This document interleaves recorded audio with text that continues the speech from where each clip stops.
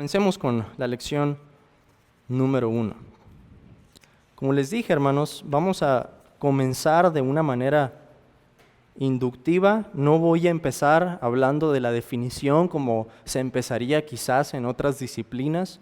Lo que quiero hacer es un abordaje que sea más inductivo, que veamos primero cómo es la teología bíblica y después pensemos en cuál es la definición. Así que vamos a comenzar con la Escritura. De esta forma, hermanos, mi objetivo en esta lección es invitarlos a considerar los 66 libros que tenemos en nuestro canon como una sola y gran historia. Después ya vamos a pasar a cuestiones más metodológicas, a los principios de esta disciplina y cómo fue que surgió.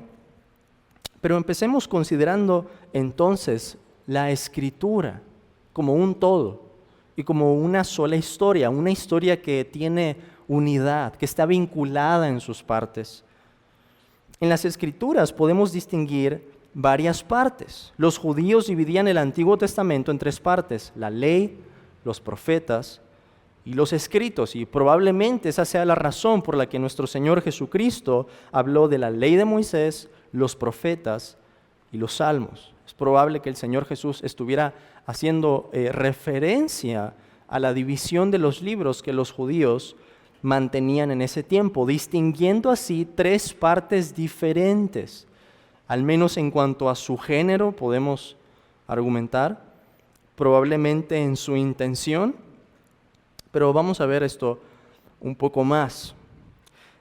¿De dónde surge esta distinción de 3 partes? Se basa en un reconocimiento de que los libros que conforman cada parte tienen elementos en común, además de un contexto y un propósito particular.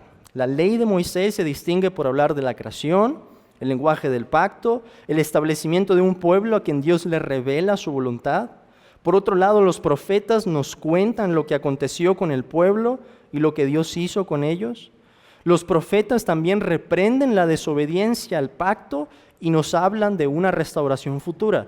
Hermanos, si ustedes quieren entender cuál es el mensaje profético, y es más, si ustedes quieren entender el Antiguo Testamento y solo podrían elegir un libro, piensen, ¿qué libro elegirían? Alguien puede decir Génesis. Pues sí, la creación es muy importante. Pero ¿en qué se basa el mensaje de los profetas? ¿En qué se basa su expectativa? En el libro de Deuteronomio. Si queremos entender el Antiguo Testamento, tenemos que pensar en el libro de Deuteronomio. Los profetas hacen referencia a él para anunciar los juicios. Los profetas hacen referencia a Deuteronomio, como vamos a ver, para anunciar también la restauración. Y en un lenguaje tipológico, para anunciar la nueva creación, también hay referencias al libro de Deuteronomio. En tercer lugar tenemos los escritos. Y esta es un área, hermanos, que normalmente no es muy abordada en la teología bíblica. Algo que me gusta mucho de Goldsworthy, y ustedes lo van a ver, es que aborda el tema de los escritos y aborda el tema de la sabiduría, un tema que a menudo se hace a un lado cuando se está haciendo teología bíblica, lamentablemente. Pero ese no es el caso de Graham, como ustedes van a ver. Pero ¿qué hacen los escritos? Los escritos nos instruyen en ética, en sabiduría y en la esperanza mesiánica y la expectación de la obra que Dios traería en el futuro. En una de las lecciones posteriores, y va a ser de nuestras últimas lecciones, vamos a estar considerando el tema de la sabiduría como una forma en la que Dios quiso revelarse. ¿Por qué Dios nos dejó, por ejemplo, el libro de Proverbios? ¿Se trata, hermanos, solamente de un montón de consejos de sabiduría? ¿Qué relación tiene Proverbios con todo el canon? ¿Qué tiene que ver el tema de la sabiduría con la esperanza mesiánica? Hermanos, ¿qué tiene que ver la sabiduría con Cristo? Vamos a considerar aspectos como ese. Por otro lado, hermanos, también podemos detectar 3 partes en el Nuevo Testamento. Los evangelios, en primer lugar, se distinguen por relatarnos de forma teológica la vida y la obra de nuestro Señor Jesucristo. El libro de los Hechos nos habla de la historia de la iglesia en el marco del nuevo pacto. ¿Y qué hacen las epístolas? Son la instrucción para la iglesia de Cristo. Lo que hacen las epístolas es aplicar la enseñanza que tenemos en los evangelios. Y como podrán ver allí en la tabla número 1, hay una correspondencia en estas tres partes en el Antiguo y en el Nuevo Testamento. Una de las formas, hermanos, en que podemos entender la unidad de las Escrituras es dividiendo estas partes. Tenemos un prólogo, el prólogo del pacto, de la relación de pacto que Dios desea tener con su pueblo, lo encontramos en Génesis. Tenemos el desarrollo de esa historia en el Antiguo Testamento, en la ley, en los profetas y los escritos, y esas tres partes se corresponden con los evangelios, con el libro de los Hechos y con las epístolas. ¿Qué es lo que tenemos al final? El epílogo del pacto, las palabras que se agregan al final de un libro, que es el libro de Apocalipsis. ¿Qué pasa, hermanos, si empezamos a ver la Biblia de esta manera? Noten que todavía no entramos en su contenido. Estamos examinando solamente su orden, su estructura. Pero al hacer esto ya empezamos a ver unidad. Y esto es interesante, porque quiere decir que hay un patrón en la forma en la que Dios se ha revelado, que hay un mensaje que en cierta forma Dios ha repetido, pero lo ha hecho de diferentes formas, lo ha hecho con diferentes matices, lo ha hecho con un aumento en la cantidad de la información revelada en el Nuevo Testamento, por supuesto. Y lo ha hecho, hermanos, de tal manera que esta historia avanza de forma progresiva.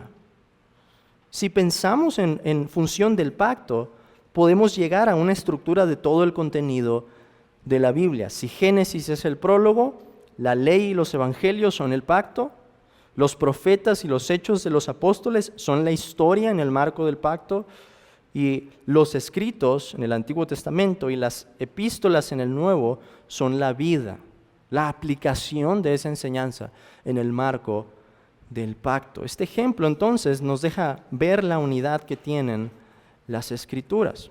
Ahora pensemos de forma más particular en el prólogo y el epílogo de la historia de la redención. Con esto quiero decir Génesis y Apocalipsis, el principio y el final.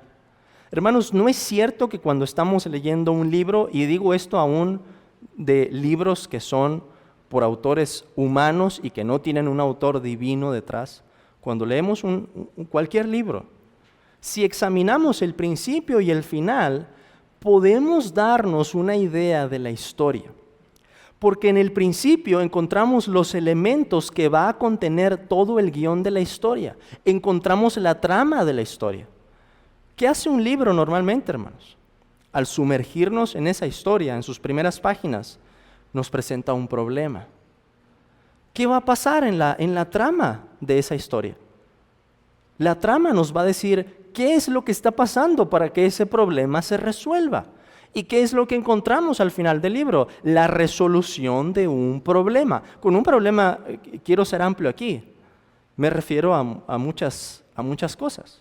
Un problema puede ser una batalla, tal vez hay un personaje que es presentado como aquel que es bueno y tiene un archienemigo y hay un problema de por medio en el que parece que se pone en juego la obra del personaje que es justo, por decir un ejemplo muy general. Pero lo mismo ocurre en las Escrituras. Si atendemos bien a lo que pasa en el principio y lo que pasa en el final, podemos darnos una idea de toda la trama de la Biblia sin necesidad de haber leído a los profetas o los evangelios. Podemos tener al menos una idea, podemos ver cómo inicia, podemos ver el problema y podemos ver su resolución. Estos dos libros constituyen, por así decirlo, el inclusio de la historia de la redención. ¿Qué es el inclusio o qué es un inclusio? Es una herramienta literaria allí pueden ver la nota abajo, al pie, en el que la misma palabra o frase se encuentra al principio y al final de una sección. ¿Cómo sabemos eso? Ahorita vamos a ver el texto. Pero estos dos pilares, hermanos, Génesis y Apocalipsis, están uniendo toda la historia de la redención. Sostienen, por así decirlo, la trama de las Escrituras. Vamos a ver con detenimiento la tabla número 2 aquí, que es un paralelismo y contraste entre los elementos que encontramos en la creación, en Génesis, y los elementos que encontramos al final de la historia, en Apocalipsis. Vayan conmigo, hermanos, vamos a empezar por Génesis 1:1. ¿Cuál es la forma en que la Escritura comienza? Este es el libro del principio, de la creación. Génesis 1:1 nos dice, en el principio, creó Dios los cielos y la tierra. ¿Y cómo termina, hermanos, la historia de la redención? Apocalipsis 21:1.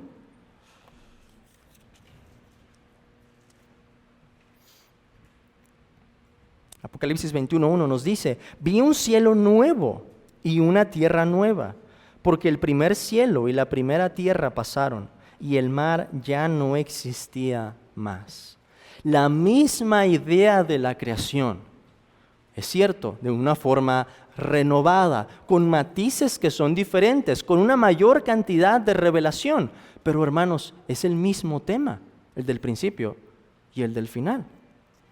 En Génesis capítulo 1 encontramos también que la creación es trinitaria. Y voy a argumentar un poco más adelante acerca de esto. Pero simplemente vean esta consideración.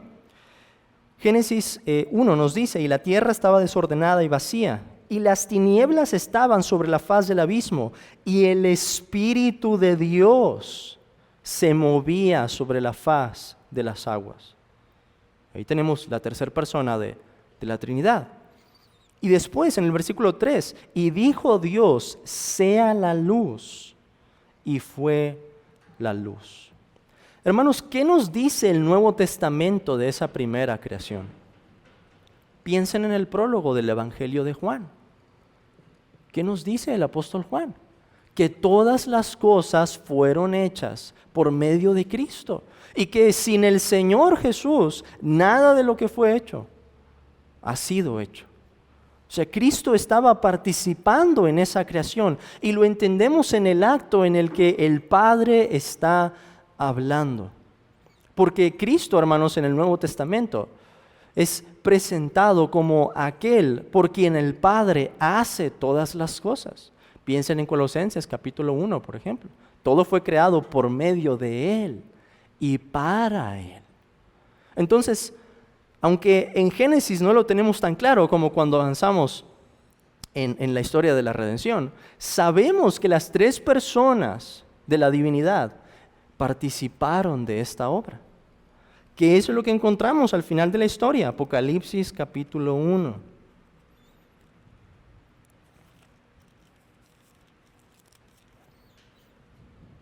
Versículos 1 al 5.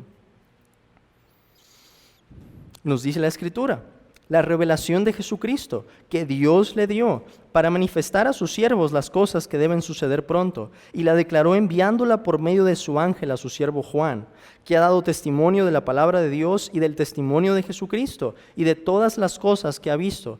Bienaventurado el que lee y los que oyen las palabras de esta profecía y guardan las cosas en ella escritas, porque el tiempo está cerca. Juan, a las 7 iglesias que están en Asia, gracia y paz a vosotros, del que es y que era y que ha de venir, y de los 7 espíritus que están delante de su trono, y de Jesucristo el testigo fiel, el primogénito de los muertos y el soberano de los reyes de la tierra, al que nos amó y nos lavó de nuestros pecados con su sangre.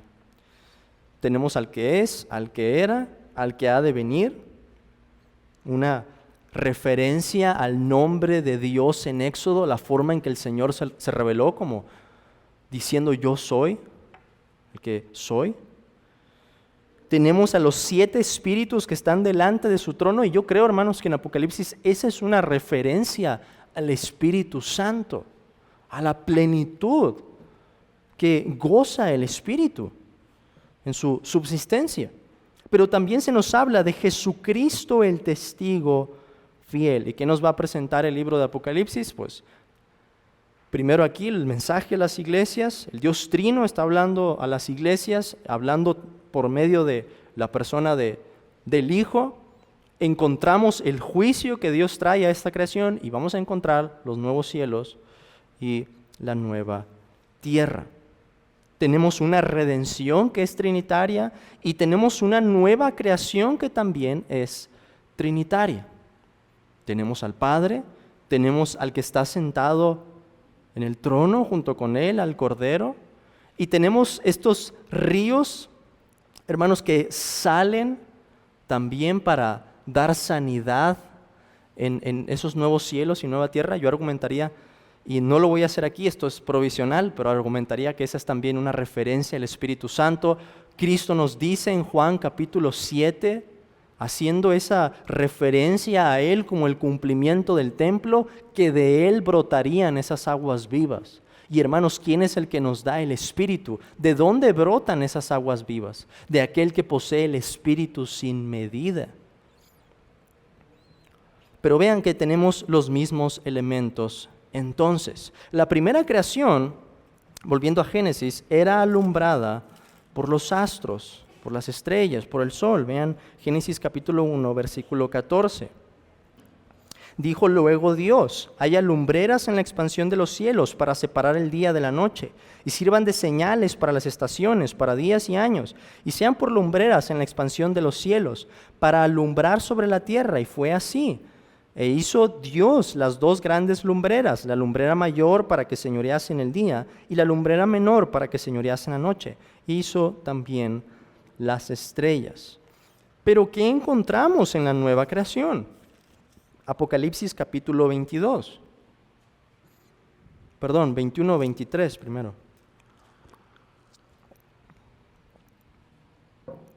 21, 23 nos dice: la ciudad no tiene necesidad de sol, ni de luna que brillen en ella, porque la gloria de Dios la ilumina, y el Cordero es su lumbrera. Apocalipsis 22:5 nos dice: no habrá allí más noche, y no tienen necesidad de luz de lámpara, ni de luz del sol, porque Dios el Señor los iluminará, y reinarán por los siglos de los siglos. En otras palabras, la nueva creación se parece a la primera creación, está siendo contrastada con la primera creación, pero al mismo tiempo hay algo muy diferente en la nueva creación. Ya no tenemos esas estrellas que el Padre de las luces hizo para alumbrar, sino que ahora tenemos la visión, contemplamos la gloria de Dios y por eso no hay necesidad de luz. Hermanos, en un sentido podríamos decir, y me voy a adelantar aquí, pero que la nueva creación sigue el patrón de la primera creación, aunque de una forma mucho mayor. ¿Qué tenemos también que comparten Génesis y Apocalipsis? En Génesis 2:9 encontramos el río y el árbol de la vida. Génesis 2:9 nos dice: y Jehová Dios hizo nacer de la tierra todo árbol delicioso a la vista y bueno para comer, también el árbol de vida en medio del huerto, y el árbol de la ciencia del bien y del mal. Y salía de Edén un río para regar el huerto, y de allí se repartía en 4 brazos. Si vamos a Apocalipsis 22, encontramos esto. Después me mostró un río limpio de agua de vida, resplandeciente como cristal, que salía del trono de Dios y del Cordero. En medio de la calle de la ciudad y a uno y otro lado del río estaba el árbol de la vida. Otra vez está en medio, que produce 12 frutos, dando cada mes su fruto, y las hojas del árbol eran para la sanidad de las naciones. ¿Qué es lo que encontramos aquí? Que aquello que estaba en un principio es tomado en Apocalipsis como un símbolo de la vida que va a haber allí. Pero un símbolo, hermanos, que es tomado de la primera creación.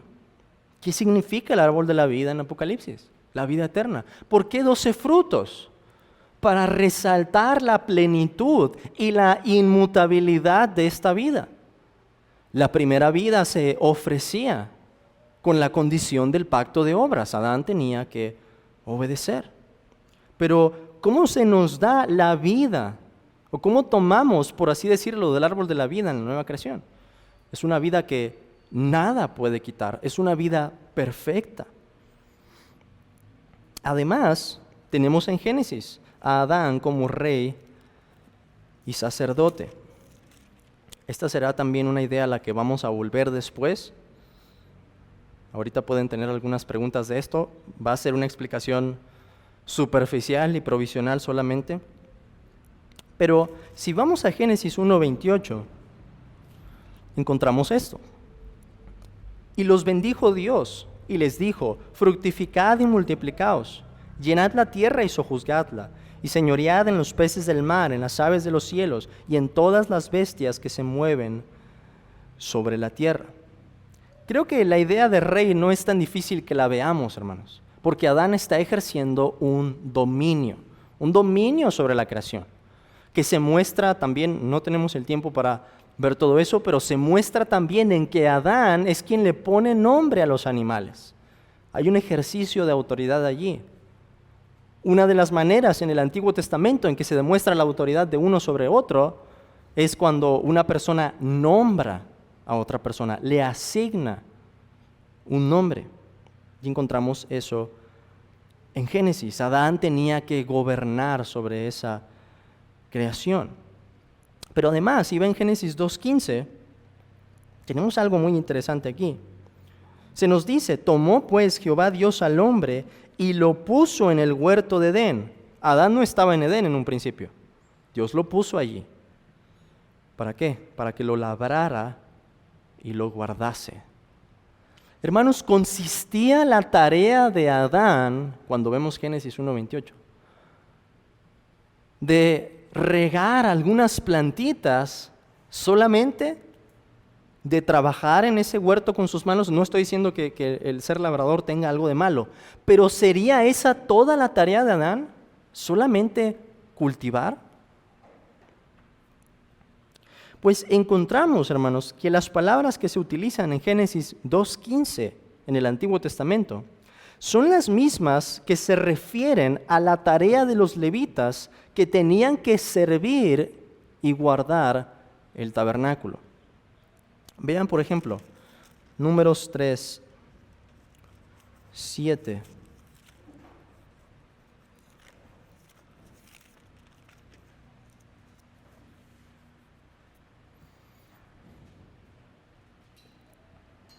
Números 3:7, hablando de los levitas, de su tarea, nos dice: y desempeñen el encargo de él y el encargo de toda la congregación delante del tabernáculo de reunión para servir en el ministerio del tabernáculo, y guarden todos los utensilios del tabernáculo de reunión y todo lo encargado a ellos por los hijos de Israel, y ministren en el servicio del tabernáculo. En Números 18 tenemos también la misma idea. Números 18, versículo 5. Nos dice: y tendréis el cuidado del santuario y el cuidado del altar, para que no venga más la ira sobre los hijos de Israel. Porque he aquí, yo he tomado a vuestros hermanos los levitas de entre los hijos de Israel, dados a vosotros en don de Jehová, para que sirvan en el ministerio del tabernáculo de reunión. En español, por supuesto, no son las mismas palabras, pero en el texto en hebreo lo son. ¿Y cuál es la relevancia de eso, hermanos? Moisés es el autor humano de los primeros 5 libros de la Biblia. ¿Estamos de acuerdo en eso? Moisés nos da esta revelación y la da en un momento dado al pueblo de Israel.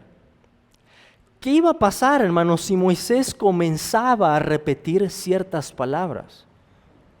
¿Qué iba a hacer un israelita? Iba a pensar y decir: Moisés, ¿no dijiste las mismas 2 palabras cuando estabas hablando de Adán? ¿Y ahora las estás diciendo de los levitas? ¿Qué relación tiene la tarea de los levitas de guardar los utensilios y la santidad de este templo con lo que estaba ocurriendo en Génesis? ¿Qué es lo que tenemos en Génesis, hermanos? Que la serpiente entra para profanar el templo, para profanar el lugar en el que Dios se manifestaba. Y voy a elaborar más acerca de esto después, pero el Señor se presenta en el huerto del Edén caminando, hablando con Adán y Eva. Era el lugar designado, hermanos, para que ellos tuvieran una comunión especial con Dios. En otras palabras, era el lugar que estaba más cerca de Dios, como el lugar santísimo.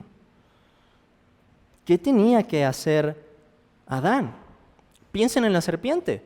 Adán tenía que señorearse o enseñorearse de la creación, demostrar su dominio. Y aquí estaba entrando Satanás, pero utilizando a una criatura. ¿Qué debía de hacer Adán? Debía desterrarla de allí.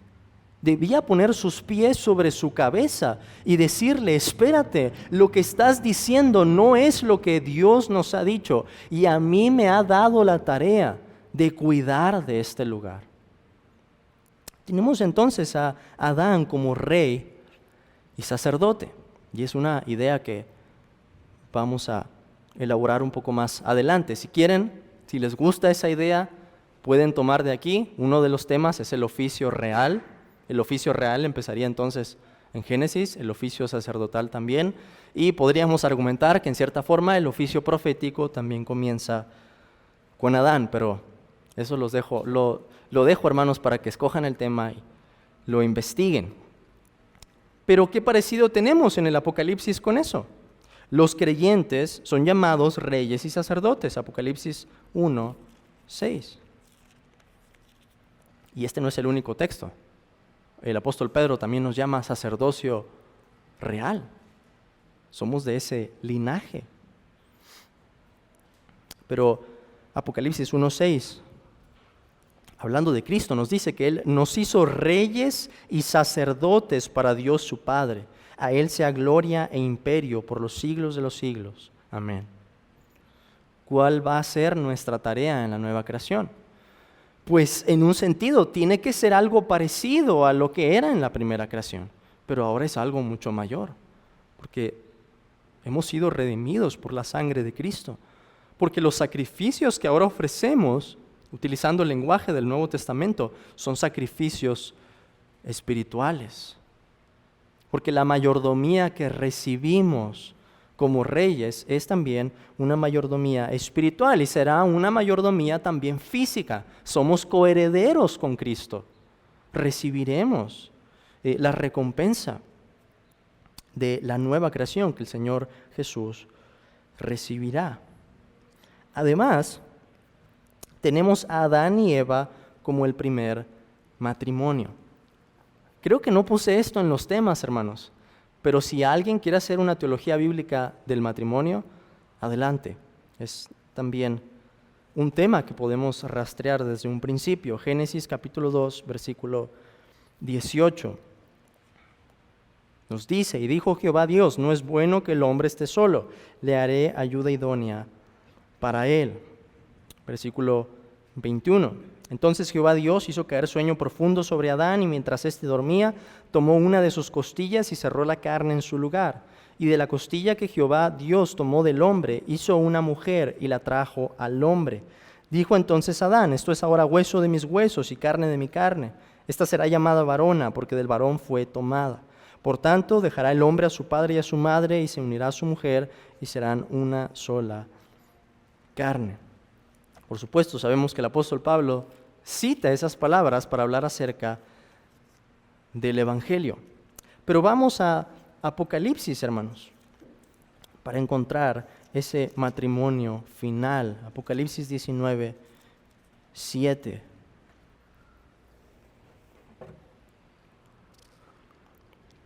Nos dice el texto: gocémonos y alegrémonos y démosle gloria, porque han llegado las bodas del Cordero y su esposa se ha preparado. Entonces, hermanos, por así decirlo, Empezamos la historia en Génesis con una boda, con una unión pactual entre el hombre y la mujer, el primer hombre y la primera mujer. ¿Qué es lo que encontramos en Apocalipsis? Encontramos otra vez un matrimonio, una unión pactual entre este nuevo Adán o segundo Adán o Adán escatológico y una nueva Eva, una Eva que ha sido limpiada con la sangre de Cristo y purificada por la palabra de Dios.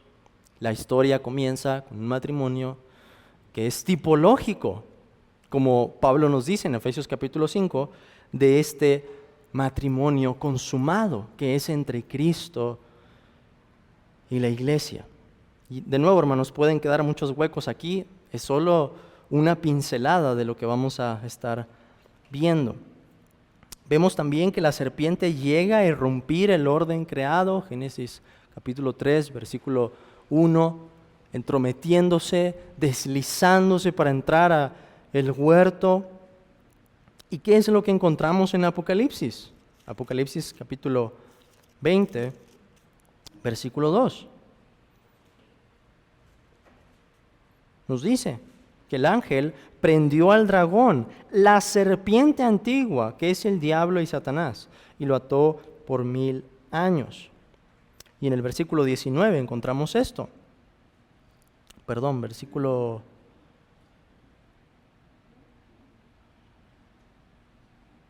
Lo perdí, versículo 10. Y el diablo que los engañaba fue lanzado en el lago de fuego y azufre, donde estaban la bestia y el falso profeta, y serán atormentados día y noche por los siglos de los siglos. Esa serpiente que llegó a irrumpir la armonía del primer orden creado, que vino a traer enemistad entre Dios y el hombre, entre el hombre y la mujer, y también entre el hombre y la creación, es destruida al final, en el día de la segunda venida de Cristo. Además, hermanos, en Génesis tenemos la entrada del pecado y la muerte al mundo. No me voy a detener en esos textos ahorita, los hemos leído antes. Pero ¿qué es lo que tenemos en Apocalipsis?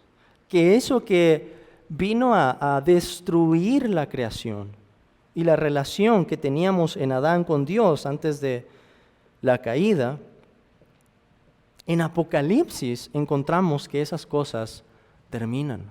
Apocalipsis 21:4 nos dice: enjugará Dios toda lágrima de los ojos de ellos, y ya no habrá muerte, ni habrá más llanto, ni clamor, ni dolor, porque las primeras cosas pasaron. Tenemos en el principio entonces el problema. ¿Cuál es el problema en toda la historia de la redención? El pecado.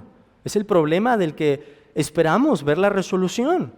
Y es lo que vamos trazando a medida que vamos leyendo. Lo van a ver en el libro de Estrategia Divina. ¿Cómo se va a resolver ese problema en el Evangelio?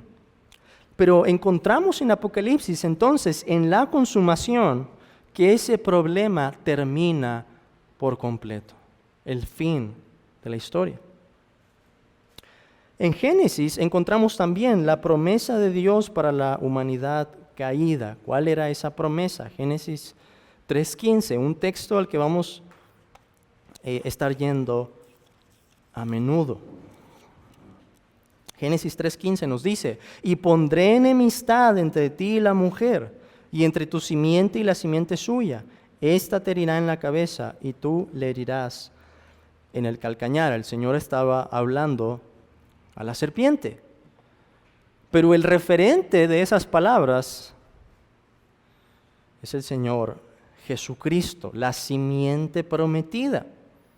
Es lo que vemos en Apocalipsis capítulo 5.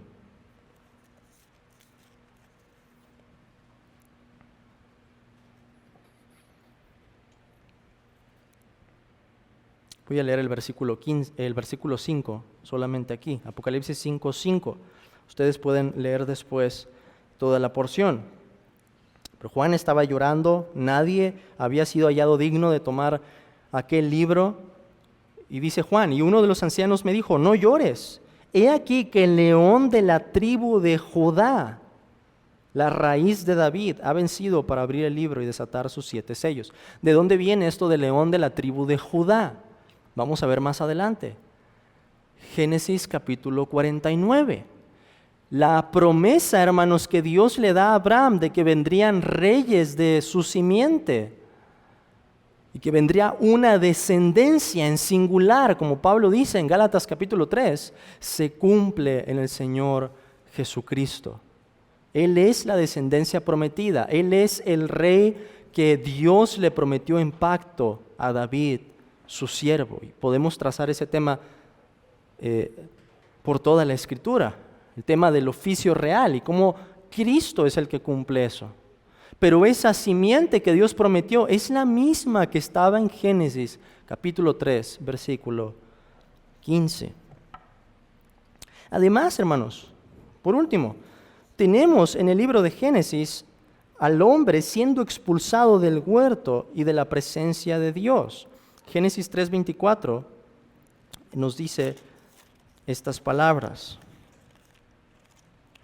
Echó pues fuera al hombre y puso al oriente del huerto de Edén querubines y una espada encendida que se revolvía por todos lados para guardar el camino del árbol de la vida. Pero encontramos al final de los tiempos que el hombre es recibido en la nueva Jerusalén y en la presencia de Dios. Juan dice en Apocalipsis: y yo, Juan, vi la santa ciudad, la nueva Jerusalén, descender del cielo de Dios, dispuesta como una esposa ataviada para su marido. Y oí una gran voz del cielo que decía: he aquí el tabernáculo de Dios con los hombres, y Él morará con ellos, y ellos serán su pueblo, y Dios mismo estará con ellos como su Dios. El hombre es expulsado en un principio del huerto del Edén, el lugar en el que Dios mantenía comunión con Adán y Eva, y al final encontramos en Apocalipsis que el pueblo de Dios es recibido otra vez a su presencia. Entonces, hermanos, espero que podamos darnos una idea al ver los elementos que tenemos al principio y al final de la historia de la unidad que hay en las Escrituras. Voy a tener que correr un poco aquí para alcanzar, pero vamos ahora a la tabla número 3. La tabla número 3 nos presenta otra vez un vistazo de esta historia de la redención, pero lo hace utilizando el concepto del reino de Dios, y del cual ustedes pues van a leer el libro de Evangelio y Reino. Pero estos autores lo hacen de la siguiente manera, dividiendo primero el principio y la rebelión, la primera etapa. Después tenemos la bendición con los patriarcas, las promesas que Dios les dio allí. Después tenemos la redención con el Éxodo y la comisión que Dios le da a Israel. Después tenemos el gobierno en la tierra, una vez que el pueblo pasa para conquistar la tierra prometida. En un sentido, hermanos, el regreso del exilio. Adán había sido expulsado en el huerto, el primer Adán. ¿Qué es lo que pasa con Israel? Israel funciona como un Adán tipológico y después voy a explicar eso. Pero ¿qué está pasando con Israel? Dios está mostrando el mismo patrón y la forma en la que va a obrar.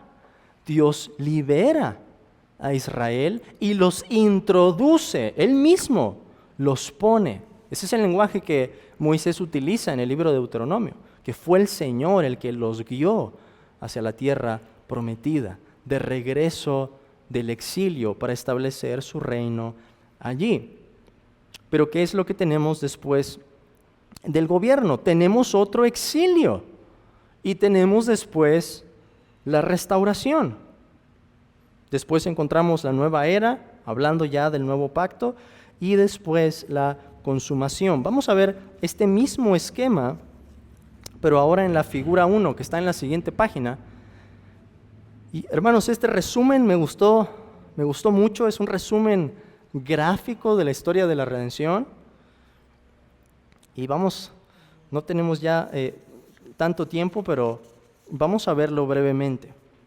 Si ven abajo vienen lo que significa cada uno de los símbolos. Vean primero, antes de examinar la historia, que encontramos símbolos que están en el principio y después se repiten. Vean que el paraíso aparece después en la letra E. Allí está el paraíso, en la tierra prometida, un paraíso tipológico. Después encontramos en la consumación también el paraíso. La manzana que aparece allí es el símbolo de la caída. Aparece al principio, aparece en la época de Noé.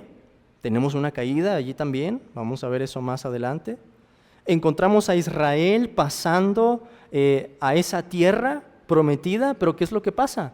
Israel no obedece, hermanos, y pierde la tierra. Hay una caída ahí también.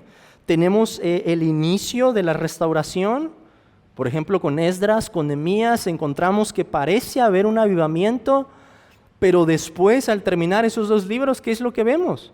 Que la esperanza que se había formado en un principio parece que se desvanece. El pueblo sigue desobedeciendo. Nehemías tiene que arrastrar a unas personas al final allí porque no se han arrepentido. Entonces encontramos patrones, hermanos, en esta historia. Después tenemos el tema del exilio también.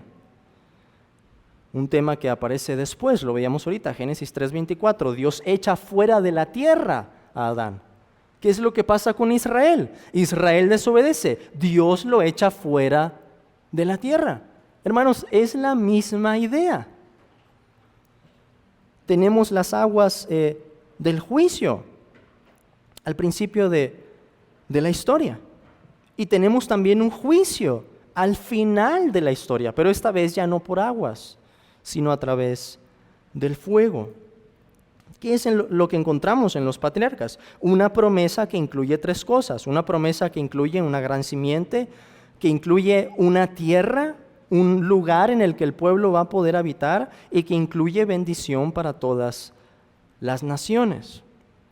¿Qué es lo que pasa en el Éxodo, hermanos? Si ustedes leen, y vamos a hacer eso después, pero si ustedes leen el principio del libro de Éxodo, ¿qué es lo que Moisés está haciendo allí? Nos dice que Israel se multiplicó. ¿Y a qué le suena eso de que se multiplicó? Bueno, suena como a la comisión que Dios le da a Adán de fructificar y multiplicarse. Suena como la comisión que Dios repite con Noé cuando bajan del arca, que fructificaran y se multiplicaran. Suena como lo que Dios le promete a Abraham, que va a haber una gran descendencia. Entonces empezamos a encontrar un cumplimiento parcial de esa promesa en el libro de Éxodo. Pero eso no se cumple hasta que llegamos al Nuevo Testamento, donde está la letra N. Y vean que aparecen aquí las estrellas y aparece después la simiente en la consumación. ¿Por qué, hermanos? Porque vemos que Dios comienza a reunir a un pueblo que ya no consiste solamente de judíos, sino de judíos y gentiles. Esa fue la forma en que Cristo les dijo a los apóstoles que predicaran, que empezaran en Jerusalén, luego Judea, luego Samaria y luego hasta lo último de la tierra, en círculos concéntricos que avanzaban hacia afuera. ¿Y qué es lo que encontramos en la consumación? Que hay personas de todo pueblo, lengua, tribu, nación, una gran simiente que ha sido comprada por la simiente, que es el Cordero, nuestro Señor Jesucristo. El tema de la expiación, por ejemplo, que encontramos en Éxodo. ¿Dónde vemos la expiación en Éxodo? La Pascua. Antes de que el pueblo pase a la tierra prometida, necesita haber expiación. ¿A qué le suena eso, hermanos? Al Evangelio. Antes de que, si queremos tener acceso a la ciudad celestial, alguien tiene que pagar por nuestro pecado. Entonces encontramos imágenes, símbolos, patrones, tipos de cómo va a ser el final de la historia desde un principio. Vean que el Cordero aparece otra vez allí, la expiación en la letra N, una expiación que es ahora por medio de la cruz. Un cordero que es el siervo de Jehová y al mismo tiempo Dios hecho hombre. Y así podríamos seguir en esto, hermanos. Si tienen tiempo, ustedes pueden seguir considerando los dibujos. Creo que es una muy buena manera, es una manera muy creativa de resumir toda la Biblia. A veces pensamos que la Biblia tiene una historia muy difícil y que es muy complejo tratar de abrazar esa historia, pero pues este tipo de herramientas nos ayudan mucho en ese sentido. Por último, hermanos, vamos a ver que el hilo conductor de la historia de la redención, aquello que une las partes, es nuestro Señor Jesucristo. Y voy a estar argumentando de esto con bastante fuerza a lo largo del curso, especialmente, hermanos, porque hay quienes han abogado en la teología bíblica por una historia que no se centra en Cristo, que no se basa en Cristo. Es una historia para algunos que se basa en Israel. Algunos creen que Israel es el centro de toda la historia de la redención. Pero vamos a ver y voy a argumentar que Cristo es el inicio, el centro y es el ápice, la culminación de esta historia. Es fácil entender que Cristo es la idea central cuando pensamos en el Nuevo Testamento, pero ¿cómo vemos eso en el Antiguo Testamento? James Hamilton argumenta que, cito aquí, de principio a fin, el Antiguo Testamento es un documento mesiánico, escrito desde una perspectiva mesiánica para sostener una esperanza mesiánica. Hermanos, ha habido personas en la historia de la iglesia que dicen, oye, pero la palabra Mesías aparece muy poco en el Antiguo Testamento. ¿Cómo el Antiguo Testamento se puede tratar del Mesías? Pero hermanos, como vamos a ver, es todo lo contrario. El Antiguo Testamento se trata del Mesías. Y el Antiguo Testamento está incompleto si no tenemos el cumplimiento de esa expectativa en el Nuevo Testamento.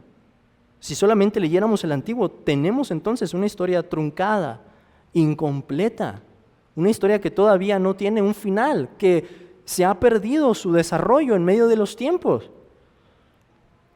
Pero ¿qué es lo que encontramos en la Escritura? En Lucas capítulo 24, vamos a ir para allá, el Señor Jesucristo nos da la presuposición correcta para leer las Escrituras. Lucas 24, versículo 44.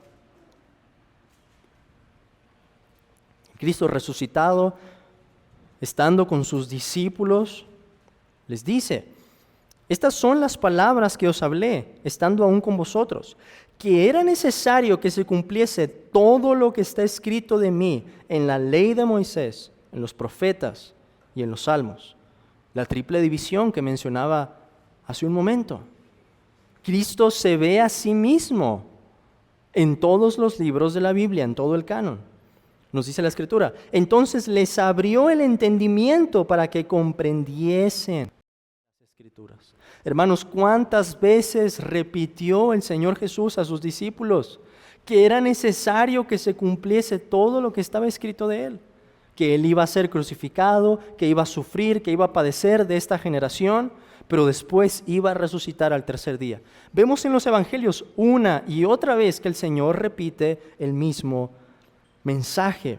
¿De dónde obtuvo Cristo ese mensaje? De las Escrituras. Y les dijo, versículo 46, así está escrito y así fue necesario que el Cristo padeciese y resucitase de los muertos al tercer día y que se predicase en su nombre el arrepentimiento y el perdón de pecados en todas las naciones, comenzando desde Jerusalén. Hermanos, Cristo no tenía una nueva hermenéutica.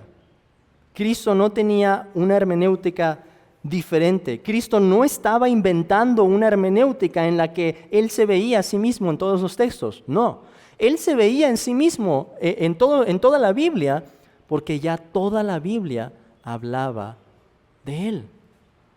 Y esto cambia la forma en que leemos las Escrituras. ¿Qué necesitamos para poder leer de esta manera?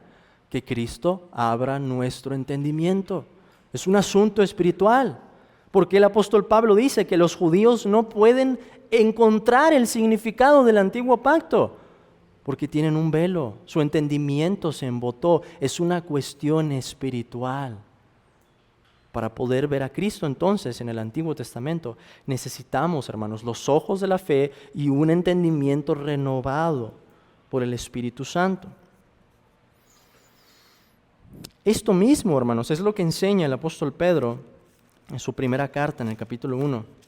Y cuando veamos la materia de hermenéutica, vamos a adentrarnos más en esto. Pero solamente por mencionarlo aquí, Primera de Pedro, capítulo 1, versículos 10 al 12. El apóstol dice esto: los profetas que profetizaron de la gracia destinada a vosotros inquirieron y diligentemente indagaron acerca de esta salvación, escudriñando qué persona y qué tiempo indicaba el Espíritu de Cristo que estaba en ellos, el cual anunciaba de antemano los sufrimientos de Cristo y las glorias que vendrían tras ellos. ¿En qué consistió el mensaje de los profetas?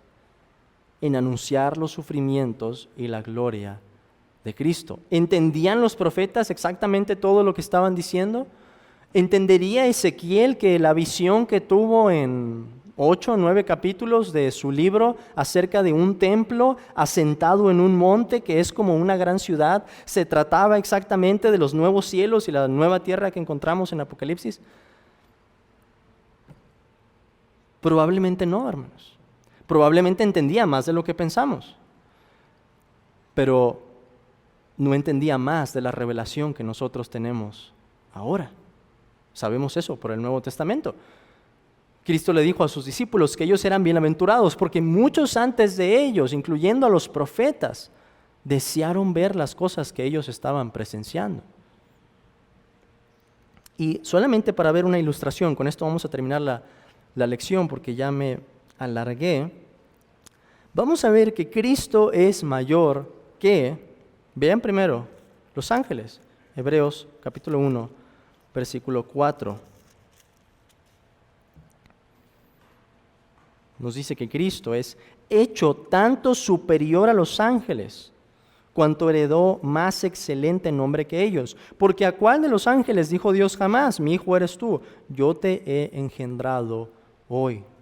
Cristo es mayor que los ángeles. Cristo es también mayor que Adán. Romanos capítulo 5, versículo 15.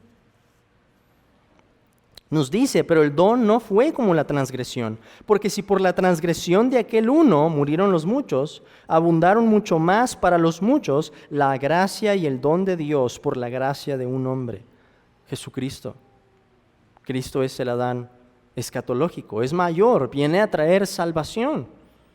Cristo es mayor que Abraham. Juan capítulo 9, versículo 56. Perdón, versículo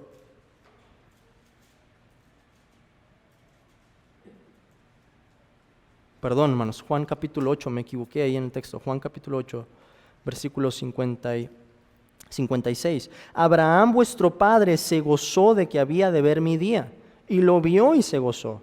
Entonces le dijeron los judíos: aún no tienes 50 años, ¿y has visto a Abraham? Jesús les dijo: de cierto os digo, antes que Abraham fuese, yo soy.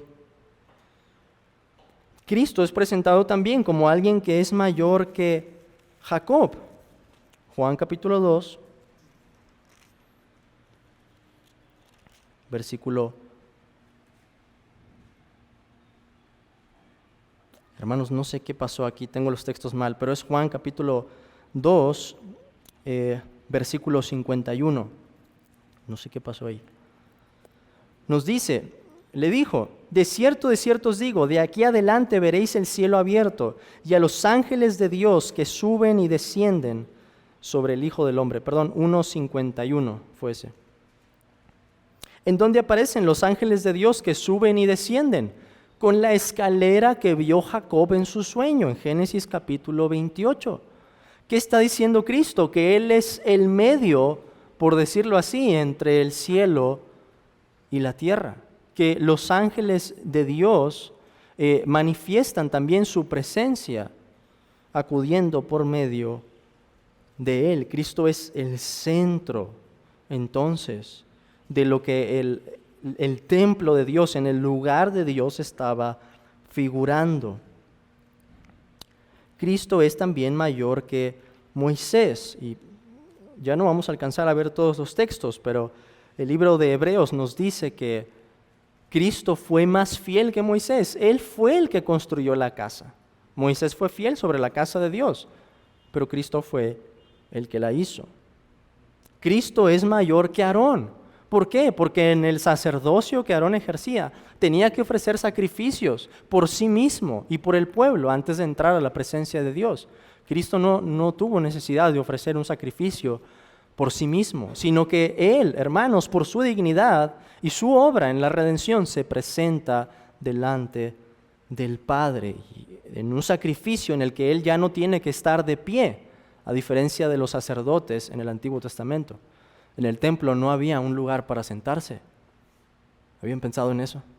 El sumo sacerdote no podía descansar cuando estaba ministrando en el templo, pero Cristo se ha sentado, Él ha entrado en su reposo.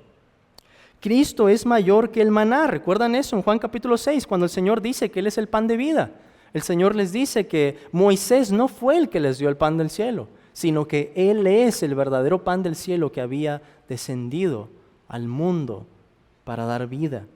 Cristo es mayor que David. Mateo capítulo 22. Jesucristo cita el Salmo 110. Dijo el Señor a mi Señor, o dijo Yahweh a mi Adonai, un título que es utilizado en el Antiguo Testamento solamente para Dios. Pero ¿qué está diciendo Cristo? Que Él es el Señor del que habló David. Cristo es mayor que Salomón. Él dice en Mateo 12:42. He aquí, uno más grande que Salomón. Si ustedes toman el tema, no sé si puse ese, pero bueno, es uno de los temas que vamos a ver más bien, el tema de la sabiduría. Cristo está diciendo que su sabiduría es mayor. Cristo es mayor que el templo. Él también lo dice en Mateo capítulo 12 de forma muy clara, alguien mayor que el templo. Cristo habla también en Juan capítulo 2 de que destruyan este templo. Y Cristo no se estaba refiriendo al templo de piedra, sino a su propio cuerpo. Cristo es mayor que Jonás. Él mismo lo dice también en Mateo 12:41. Y por último tenemos en Juan 12:41, que Cristo es mayor que Isaías. ¿A quién vio Isaías, hermanos? En el libro de Isaías, capítulo 6. Vio a Cristo. Eso es lo que dice Juan capítulo 12, versículo 41. Así que, hermanos, espero que con esto se hayan emocionado. Ese es nuestro arranque, y que también empiecen a ver la forma en que podemos encontrar la unidad de las Escrituras, porque ese va a ser uno de los objetivos que está detrás de este curso. Mi deseo es que ustedes puedan ver cuando lean las Escrituras que se trata de una sola historia, aún en temas que son difíciles, como alineamos el tema del libro de Jueces, por ejemplo, una monarquía que no ha sido establecida. Dios está levantando a estos hombres. Si ustedes avanzan en el libro de Jueces, hay un patrón allí, hermanos, literario, en el que los pecados de los jueces que siguen son mayores. Entonces, ¿dónde está la expectativa? ¿Dónde está el rey que había de venir? ¿Dónde está el que va a traer todas las cosas a sujeción?